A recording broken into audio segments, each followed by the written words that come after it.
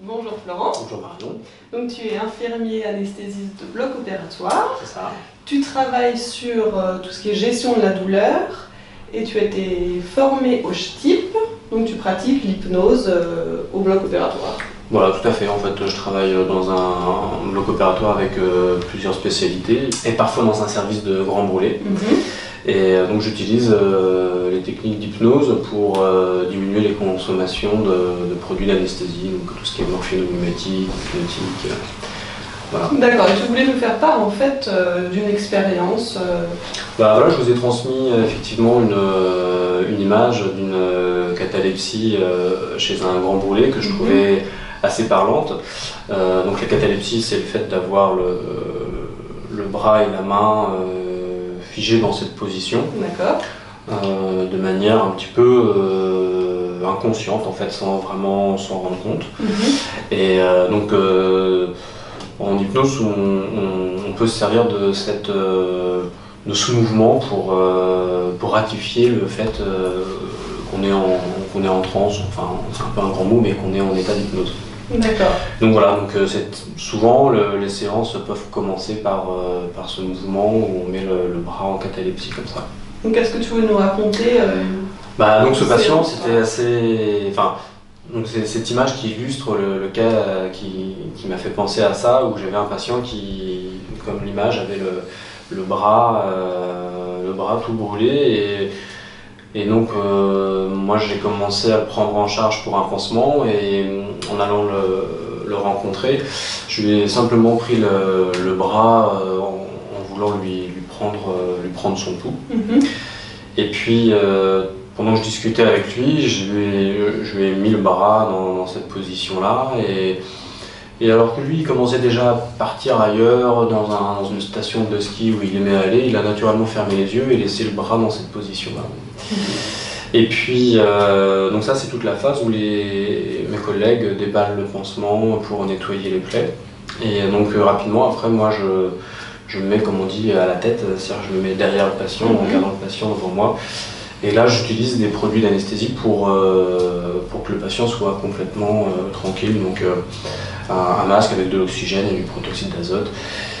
Et voilà, et donc on a pu faire le pansement comme ça, et pendant tout ce pansement, c'était assez original parce qu'il partait faire du ski, et donc il avait on le voyait physiquement qu'il tenait les bâtons dans ses mains, qu'il serrait les coudes, et puis il slalomait avec les jambes qui partaient à droite, à gauche, ce qui n'a pas forcément facilité la tâche à mes collègues qui faisaient le pansement.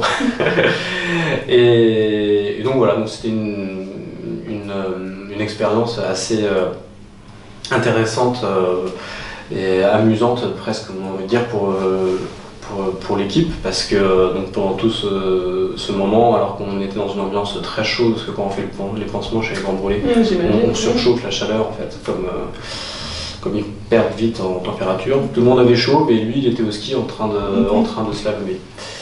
Et voilà, et puis à un moment un peu plus douloureux, il s'est quand même réveillé, enfin il est sorti de cet état un peu particulier en me disant ça ne marche pas votre truc, voilà. Et donc quand c'est comme ça, souvent on arrête quelques secondes le pansement, on prend le temps ou de mettre d'autres produits d'anesthésie avec des seringues électriques, voilà, avec des systèmes particuliers qui sont déjà tout préparés, avec du sulfata, de l'hypnomel, enfin voilà, des produits qu'on a eu l'habitude de manier. Et là, ça n'a même pas été nécessaire. En fait, simplement en lui remettant le masque, lui proposant de bien respirer tranquillement dans le masque, on a pu repartir ailleurs, faire autre chose que du ski. Et à la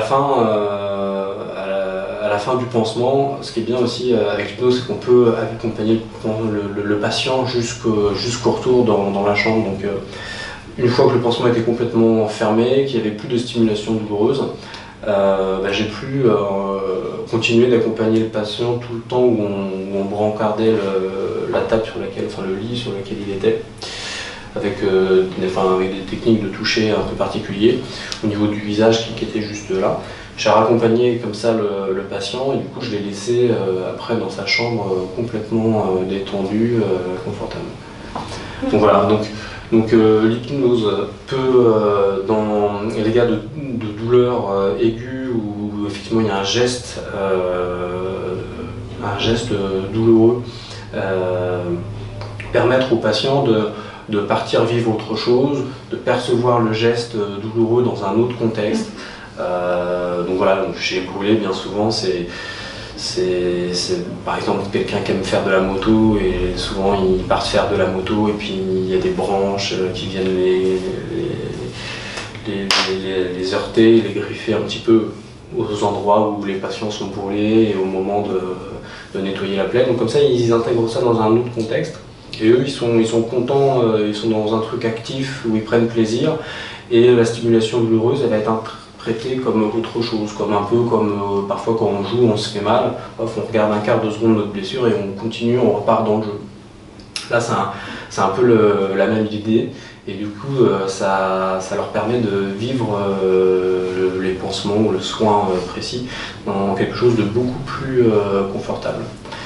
Tu travailles aussi en cabinet? Oui, tout à fait, je travaille aussi en cabinet où là on peut également agir sur des douleurs chroniques que les gens ont un peu parfois du mal à gérer. Et ça leur permet d'appréhender la douleur avec un aspect différent.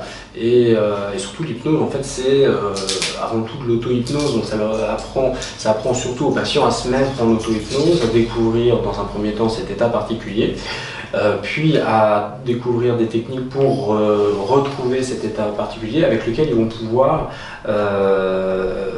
pouvoir moduler leur perception de la douleur. Et ils vont pouvoir du coup la gérer, profiter des temps qui sont moins douloureux ou pas douloureux, et les temps douloureux, ils vont pouvoir vraiment les vivre autrement, avec plus de confort, avec une sorte un peu comme s'ils apprivoisaient leur douleur.